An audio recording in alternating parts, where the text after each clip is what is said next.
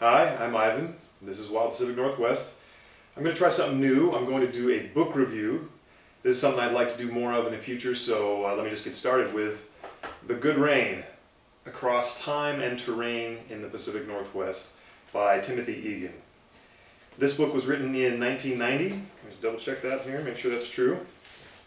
Yep, 1990. And Timothy Egan was, for a long time, a correspondent for the New York Times in the Pacific Northwest, and he was at the time he wrote this book. And the book basically follows, Egan follows a historical author, Theodore Winthrop, who wrote a book called The Canoe and the Saddle back in the mid-1800s. And so Egan, sort of, in this book, he travels across British Columbia, Washington, and Oregon, following in the footsteps of Winthrop, the author of The Canoe and the Saddle, which is a kind of a cool way to approach a book. And basically he has these different chapters that just explore different themes that are all very relevant in the Pacific Northwest. In short, I liked the book a lot. I enjoyed it. It's one of those books that took me a long time to read, not because it's difficult or anything, just because I've been busy. But I really enjoyed it.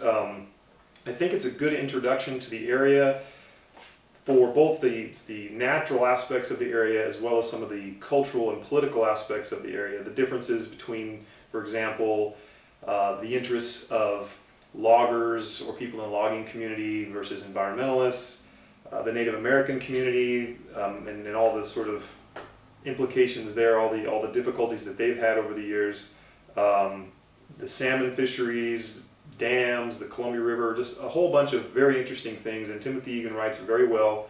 I think that even if you've lived here for a while, this could be a really interesting read. It was for me, and I will list in the blog post. I'll show the names of the chapters and maybe some more information. But I will say that there was one chapter that I didn't really get into very much, and that was chapter 12 called God's Country Cancer, and it was kind of a more political and sort of a historical story that started in the 60s, and it really just read more like a lengthy newspaper article or magazine article, and to me it kind of stuck out as not really fitting in with the rest of the book. So that's really the only chapter I didn't like. Everything else was pretty fascinating. So not to carry this on too long, I just want to say that I do recommend this book. I think it's a good book, and it's 20 years old, but the issues are still quite relevant. The information here is quite relevant, and check it out.